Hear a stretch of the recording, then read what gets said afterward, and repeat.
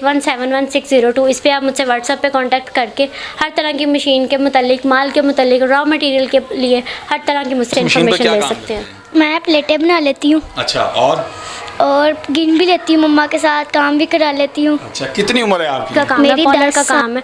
लेकिन मैं सबसे हट के कुछ अगर लेके आई हूँ तो ये उन बहनों के लिए जो बाहिम्मत करके बाहर निकलती हैं और काम करना चाहती हैं। वो मेरे पास आए, मैं उनको आइडिया दूंगी, उनको पूरा काम सिखाऊँ। मैंने फिर यूट्यूब पे पहले से मैं काम कर रही थी इसका, पेपर प्लेट्स का।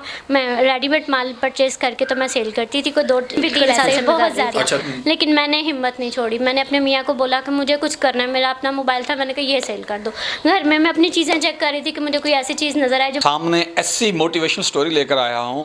ये हमने बहना खड़ी हैं, इनकी हिम्मत की, इनकी जुर्रत की और इनकी हौसला बुलंदी की जो मिसाल है वो आज तक की जितनी हमने वीडियोस और स्टोरीज़ की हैं उसमें नहीं नज़र आती। ये बड़ी यूनिक स्टोरी है। अपना घर गिरवी रखा, खुद बेघर हुई, कारोबार स्टार्ट किया। हालांकि पहले भी जो इनके शौहर हैं उनका अच्छा सिलसिला रोज़गार था, लेकिन उनसे सेटिस्फाइड नहीं थी। ये मशीन पीछे नज़र आ रही है, लाखों रुपए कमाए। अब अगली बात हम खुद उन्हीं से करते हैं और आपको एक मोटिवेशनल स्टोरी सुनाते हैं। अस्सलाम वालेकुम। वालेकुम सलाम। क्या हाल है? अल्हम्दुलिल्लाह, मैं ठीक हूँ। अब आपका पूरा नाम ज़रा नाज़रीन को बता रहे हैं। मैं मिसेज़ यासिर। मिसेज़ यासिर, आपका अपना घर जिसमें आपने 18-20 साल गुजारे और वह आपने गिरवी रख दिया, क्यों रखा गिरवी घर? भाई मेरे मियाँ रिक्शा चलाते थे, तो मैं नहीं चाहती थी कि आने वाले टाइम में इसी नाम से मेरे बच्चों को जाना दे कि वो फ़लाँ रिक्शा ड्राइवर के बच्चे जा रहे हैं। तो मेरे बच्चे और मेरे हस्बैंड के लिए मैंने ये स्टेप लिया। अच्छा, तो वो रिक्शे के अंदर रोज़गार सही नहीं था या हमारे माशरती जो या माशरे के लोग हैं उनका रवैया ठीक नहीं था? माशरे का रवैया ठीक नहीं था। कमाई उसमें थी अल्हम्दुलिल्लाह। मैंने 15-16 साल रिक्शे की कमाई खाई है और हर चीज़ अपने घर की बनाई है। शुक्र अल्हम्दुलिल्लाह, बहुत अच्छा टाइम भी देखा और उन हालात अप डाउन होते रहते थे, लेकिन माशरे की वजह से मैंने उनको इस फील्ड से बाहर निकाला। तो आपने गिरवी घर रखा, उस पर आपने कितने पैसे लिए और बाद में उन पैसों को कारोबार में कैसे इस्तेमाल किया? भाई मैंने अपना घर 9 लाख पे गिरवी रखा, उसको कुछ फैमिली इश्यूज थे वहाँ पे क्लियर किया। बाकी मेरे पास 3 लाख अमाउंट बची थी, उसमें कुछ बड़ा बिजनेस हो नहीं सकता तो था। 6 लाख में आपने लेन देन में गुजार दिया? हाँ जी, अपना सारा के बाद में जाने के बाद कोई मसला ना हो कि पीछे से कोई ये ना कह के चले गए हमारे लिए मसले छोड़ गए।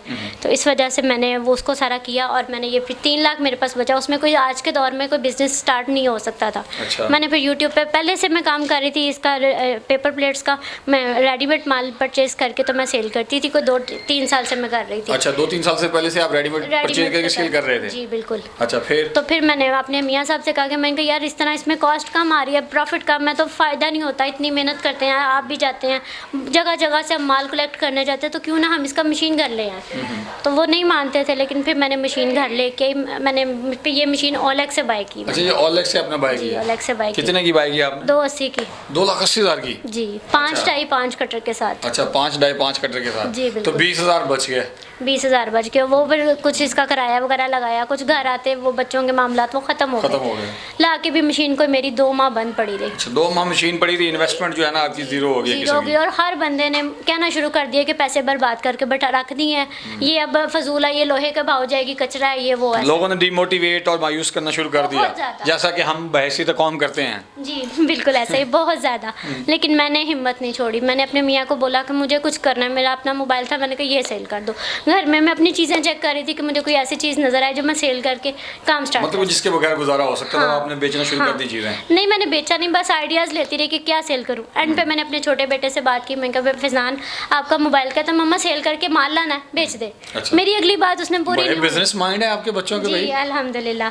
तो उसने मुझे कहा मम्मा कोई बात नहीं, आप कर दें सेल, हम और ले आएंगे। तो मैंने वो रात में ऐड लगाया, वो भी मैंने ओलेक्स पे ही सेल किया। अच्छा। रात में ऐड लगाया, सुबह मेरा मोबाइल सेल हो गया। आप बड़ी डिजिटलाइज हैं, ओलेक्स पे चीज़ें परचेज भी कर रही हैं, ओलेक्स पे चीज़ें सेल भी कर रही हैं। ये आजकल की जो ख़वातीन हैं, जो लड़कियां हैं, उनको तो टिकटॉक और इंस्टा से फुर्सत नहीं मिलती। आप किस ज़माने की खातून हैं जो आप बिज़नेस आइडियाज़ देख रही हैं? मैंने ओलेक्स पे बहुत ज़्यादा काम किया। मैंने मोबाइल सेल परचेज़ का काम किया, मैंने फर्नीचर और सेल परचेज़ का काम किया, ओलेक्स पे ही किया।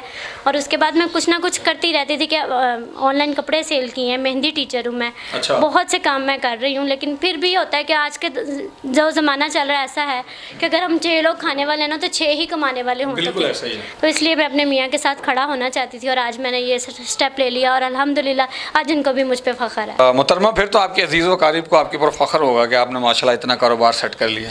जी भाई, पहले सब यही कहते थे कि तुम अपनी ज़िद की हो, तुमने ये ज़िद पूरी कर लेनी है। मियाँ साहब भी कहते हैं कि तुमने अपनी ज़िद नहीं छोड़नी। जब मैं पहली मशीन लेके आई तो मुझे मेरी सिस्टर, मैंने उसको बड़ी खुशी से कॉल की कि मैंने ये मशीन परचेज़ की। वो कहती तुम अपनी ज़िद से बाज नहीं आई, तुमने अपनी ज़िद पूरी कर ली है। मैंने कहा जी, यही मुझे कहा कि तुमने ज़िद अपनी पूरी कर ली है। लेकिन उसके बाद अब जैसे जैसे वो आके सब देखते हैं हम काम कर रहे होते हैं, उनको खुशी होती है, सब खुश हैं। अच्छा, ये आप गत्ता परचेज़ करते हैं? जी बिल्कुल। ये हाँ जी। अच्छा, फिर इसकी कटिंग करते हैं? जी। किस किस साइज़ में कटिंग करते हैं और क्या कॉस्ट पड़ती है? ये हम 80 रुपये किलो गत्ता ले रहे थे। अब जैसे कि हर चीज़ महंगी होती जा रही है, ये 90 रुपये भी मिल रहा है, 100 रुपये केजी भी गत्ता मिल रहा है। ला के उसको हम ये 8.5 की कटिंग करते हैं, 7.5 की करते हैं, 6.5, 5.5 और 4.5, ये 5 साइज़ हम बना रहे हैं। अच्छा। तो ये फिर जब बनाते हैं तो ये बड़ी वाली जो प्लेट है ना, ये वाली, इसकी कॉस्ट हमें 60 पैसा घर पे पड़ रही है। अच्छा। तो जब ये बना और लेबर कॉस्ट डाल जी के 60 पैसा, 60 to 80 पैसा गत्ता जिस तरह हल्का भारी होता है ये हमें पड़ रही है। उसके बाद ये 1 रुपया 20 पैसे की बाहर हम जाके इसको सेल कर सकते हैं। अच्छा, तो आपके साथ कौन कौन ये काम करता है घर में? इस काम में मेरे मियाँ भी अब अल्हम्दुलिल्लाह मेरे साथ है, मेरे बच्चे चारों मेरे साथ हैं, बेटियाँ मेरी मशीन ऑपरेट कर लेती हैं। ये जो छोटी बच्चियाँ? जी, ये पैकिंग करती है और काउंट करके रख देती है। बड़ी जब बेटी जन्नत है वो मशीन ऑपरेट कर लेती है। जब मैं थक जाती हूँ तो मुझे कहती मम्मा आप बैठे, मैं मशीन ऑपरेट कर लेती हूँ। अस्सलाम वालेकुम, क्या हाल है? ठीक है। बेटा क्या नाम है आपका? हरम। हरम, क्या करते हैं आप? अच्छा, और क्या काम करते हैं? ये मम्मा के साथ क्या हेल्प करते हैं आप? अच्छा, काउंटिंग करते हैं आप? अच्छा, वालेकुम सलाम, क्या हाल है? ठीक, अल्लाह का शुक्र। अल्हम्दुलिल्लाह। क्या नाम है आपका? जन्नत। जन्नत, सामने देख के बताना है कि आप इस मशीन पर क्या काम करते हैं। मैं प्लेटें बना लेती हूँ अच्छा, और गिन भी लेती हूँ, मम्मा के साथ काम भी करा लेती हूँ। अच्छा, कितनी उम्र है आपकी? मेरी 10 साल। 10 साल उम्र है। तो 10 साल की बच्चियाँ तो खेल कूद रही होती हैं वो गुड़िया के साथ और इस तरह करके, आप काम शौक करती? नहीं है खेलने का, अच्छा। हमें बस मम्मा के साथ सपोर्ट देने का और काम करने का शौक है, पढ़ने का शौक है। वाह। नाज़रीन देखें, ये बच्चों की तरबियत जो है वो शुरू से ही ऐसी अगर की जाए, स्पोर्टिव, हेल्पिंग और आगे बढ़ने की जो चाह अगर वो पैदा की जाए तो ऐसे ही बच्चे होते हैं, चाहे वो 10 साल के हों या 20 साल के हों। नहीं तो 40 साल बाद भी वो कहते हैं हमें तो कुछ काम नहीं करना आता। आप ख़वातीन जो घर में बैठी परेशान हैं, जो कारोबार नहीं कर सकती, उनके लिए एक अच्छी स्टोरी है, उनको क्या आप मैसेज देंगी जो ये कारोबार करना चाहिए, कोई और भी कारोबार करना चाहिए? काम तो बहुत से भाई, अगर करना शुरू हो तो लेडीज़ घर में बैठ के कपड़े स्टिच कर सकती हैं, मेहंदी का काम है, पॉलर का काम है।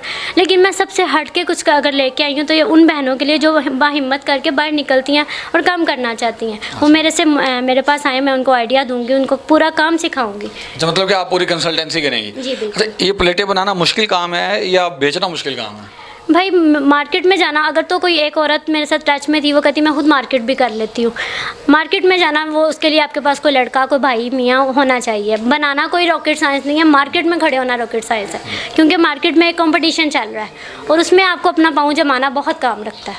पाँव जमाना वाकई ये बड़ा मुश्किल है, मार्केट के अंदर अपनी प्लेस बनाना। इसकी जो ऑपरेटिंग है, इसको ऑपरेट करना, ये प्लेटें कन्वर्ट करना गत्ते को, ये आपने कितने अरसे में सीखा और कितनी मुश्किलात आई? भाई मैंने जब मशीन ला के फर्स्ट टाइम पंच किया था ना, तो मेरी पहली ही प्लेट बन के मार्केट में चली गई थी। अच्छा। तो मैंने इसमें कोई नुकसान किए है, लेकिन इसको मैं इतना काउंट नहीं करती जितना माशाल्लाह मैंने यहाँ से कमाया। फिर भी सीखने में कोई टाइम तो लगा होगा? जी, बस आपस में हमने एक दूसरे को अपने फैमिली में मशवरा करके कुछ काम को देखा।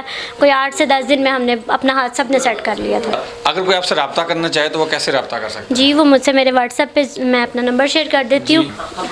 मेरा नंबर है 030681711602। इस पर आप मुझसे व्हाट्सएप पे कांटेक्ट करके हर तरह की मशीन के मुतालिक, माल के मुतालिक, रॉ मटेरियल के लिए हर तरह की मुझसे इन्फॉर्मेशन ले सकते हैं। अच्छा, इसके अलावा आपका कोई फेसबुक, यूट्यूब, इंस्टाग्राम? यूट्यूब पे मेरा चैनल सफ़ेद पोश @Mrs Yasir 4196 के नाम से है। हम उसे वहाँ पे भी कांटेक्ट कर सकते हैं। नाजरीन, दुनिया में जितने भी ममालिक हैं जब तरक्की करते हैं तो तरक्की करने में जो सबसे अहम पेशरफ्त चीज़ साबित होती है वो होती है डोमेस्टिक प्रोडक्शन। अगर आप चाइना को देखते हैं और चाइना की बड़ी बड़ी मिसालें देते हैं तो उनकी तारीख घरों के अंदर उन्होंने डोमेस्टिक मशीन्स लगाई और उसी की प्रोडक्शन करते करते उन्होंने बड़ी इंडस्ट्री लगाई और फिर वो कामयाब हुआ है। हमारा मुल्क में भी सबसे बड़ा प्रॉब्लम यही है कि हम प्रोडक्शन की तरफ नहीं जाते, हम चाहते हैं कि बना बनाया मटीरियल हमें मिल जाए और हम उसे यूटिलाइज़ कर लें। इसीलिए हमारी इकॉनमी स्टेबल नहीं हो पा रही, फॉरेन रिज़र्व हमेशा हमारे पास कम रहते हैं। इसी के साथ मुझे इजाज़त दीजिए, सीखते रहिए।